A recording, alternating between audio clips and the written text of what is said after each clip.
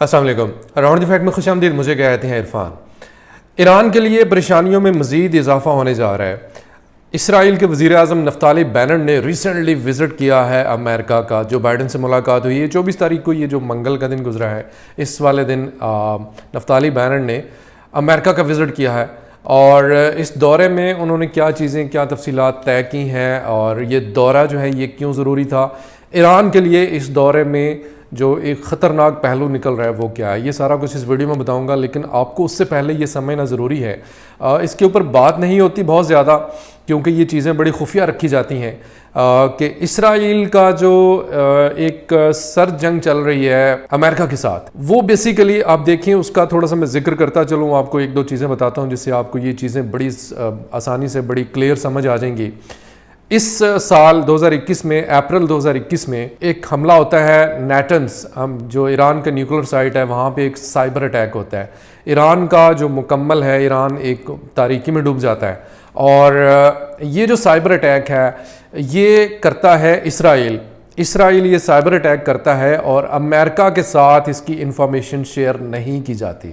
یہ دونوں کے بیچ میں کوئی ریٹن ایگریمنٹ نہیں ہے, لیکن اس کے باوجود امریکہ کو اس کے اوپر تحفظات تھے کہ یہ ہمارے ساتھ انٹیلیجنس شیئرنگ کیوں نہیں کی گئی. امریکہ کو جسٹ 2 گھنٹے پہلے بتایا جاتا ہے کہ ہم یہ اٹیک کرنے والے ہیں. اچھا, اب بائیڈن کے ساتھ اس کے تعلقات جو ہیں یہ کوئی اچھے نہیں ہیں.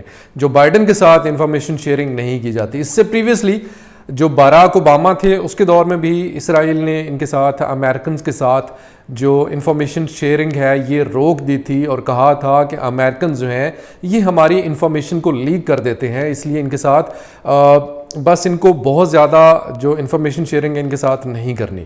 تو یہ امریکہ کو اس کے اوپر بڑے شدید قسم کے تحفظات سے, جو بائیڈن جو ہے اس کا بھی یہ گلہ تھا کہ اسرائیل جو ہے یہ ہمارے ساتھ انٹیلیجنس شیئرنگ نہیں کرتا. تو اس حوالے سے 2018 میں یہ جو سائبر اٹیک ہوا ہے یہ 2021 میں ہوا ہے. یہ جو نیٹنز کے اوپر جو ایران کی نیوکلر سائٹ ہے اس کے اوپر اٹیک, اس سے پہلے 2018 میں جب ٹرمپ انتظامیہ تھی, ٹرمپ کے ساتھ اسرائیل کے بڑے زبردست تعلقات تھے. ٹرمپ انتظامیہ جو ہے اس کے ساتھ انفارمیشن شیئرنگ کی جاتی تھی, اور ایک دو چیزیں اور میں آپ کو بتانے والا ہوں جو کہ بڑی زبردست ہیں. اور 2018 میں جو ایران کا پورا نیوکلر آرکائیو ہے وہ اسرائیل نے چوری کر لیا تھا.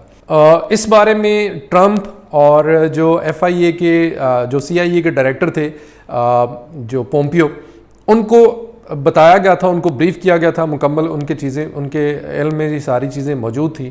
اور اس کے بعد یہ سارے راز جو ہیں یہ سارے کے سارے جو پورا نیوکلر آرکائیو ہے اس کو چوری کیا گیا تھا.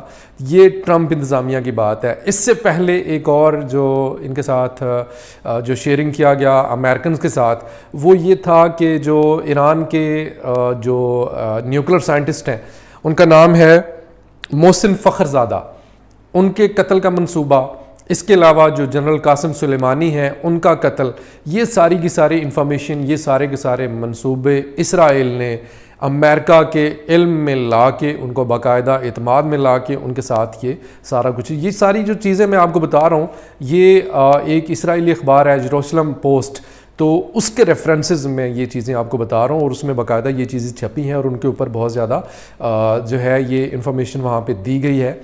تو یہ ساری چیزیں پہلے اس طرح ہوتی تھیں, پہلے یہ ساری چیزیں بتائی جا رہی تھیں, اور اب جو انفارمیشن ہے جو بائیڈن انتظامیہ کے ساتھ, باراک اوباما کے دور میں ان کے ساتھ چیزیں شیئر نہیں کی گئی. یہ سارا کچھ آپ کو بتانے کا مقصد یہ ہے کہ آپ کو اس ایک سرد جنگ کی سمجھ آئے جو اسرائیل اور امریکہ کے بیچ میں ہے. تو ابھی جو ریسنٹلی جو اسرائیل کا تنازع تھا فلسطین کے ساتھ, اور جو کہ اکثر آف اینڈ آن ہوتا رہتا ہے, اس میں بھی امریکہ نے اسرائیل کو منع کیا تھا, سیز فائر کے لیے مجبور کیا تھا. تو اب جو اس کا نفتالی بینٹ کا وزٹ ہے USA کے ساتھ, جو بائیڈن انتظامیہ کے ساتھ اس کی جو ملاقات ہوئی ہے, اس سارے کا مقصد ہے کہ یہ جو ایک انٹیلیجنس شیئرنگ ہے اور جو چیزیں ہیں جو ایک سر جنگ ہے اس کو ختم کیا جائے. اور اصل انفارمیشن یہ ہے کہ اسرائیل کی جو انٹیلیجنس ایجنسیز ہیں ان کا کہنا ہے کہ ایران جو ہے صرف 2 ہفتوں کے اندر اس کو وہ اپنے جو نیوکلیر پروگرام کو رن کرنے کے لیے, نیوکلیر ویپن حاصل کرنے کے لیے جو اس کو میٹیریل ہے, وہ اس تک صرف 2 ہفتوں میں پہنچ رہا ہے, اور صرف 2 مہینوں میں وہ نیوکلیر ویپن بنا لے گا.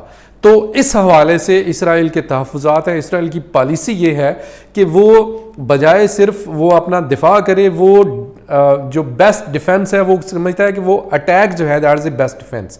وہ ایران پر حملہ کرنا چاہتا ہے، وہ ایران کو یہ جو اس کا نیوکلر ویپن حاصل کرنے کا پروگرام ہے وہ اس کو تباہ کرنا چاہتا ہے، اس کو ختم کرنا چاہتا ہے. اس سے پہلے کہ وہ نیوکلر ویپن حاصل کر لے تو اسرائیل جو ہے یہ اس کو اس سے پہلے تباہ کرنا چاہتا ہے. اور امریکہ کو اعتماد میں لینا بے حد ضروری ہے. امریکہ کو اعتماد میں لیے بغیر اسرائیل یہ والا کام نہیں کر سکتا، یہ اسے پتہ ہے. تو اس لیے اس دورے کا مقصد اور وزٹ کرنے کا یہ سارا جو اس کی ریزنز ہیں وہ یہ ہیں کہ امریکہ کو راضی کیا جائے کہ جو ایران کے خلاف وہ اقدامات کرنے جا رہا ہے اس کے اوپر امریکہ کو اعتماد میں لیا جائے، اور اس کے بعد ایران کے اوپر حملہ کیا جائے یا ایران جو ہے اس کے اوپر اس کے خلاف ایکشن لیا جائے تاکہ اس کو نیوکلیر ویپن حاصل کرنے سے روکا جا سکے. تو اس میں اب ہوپ فلی اس واقعے کے فوراً بعد، یہ ابھی واقعہ نفتالی بینٹ نے وزٹ کیا امریکہ کا، اس کے فوراً بعد کابل والا واقعہ ہوا، کابل ایئرپورٹ والا واقعہ ہوا.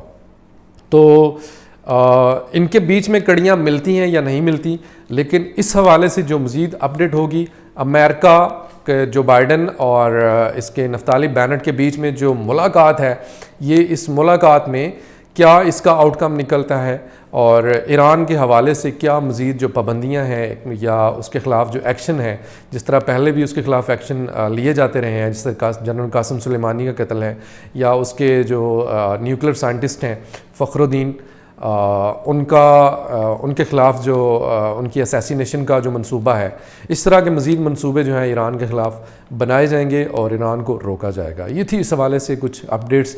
عرفان کو اجازت دیجیے. خدا حافظ. پاکستان زندہ باد.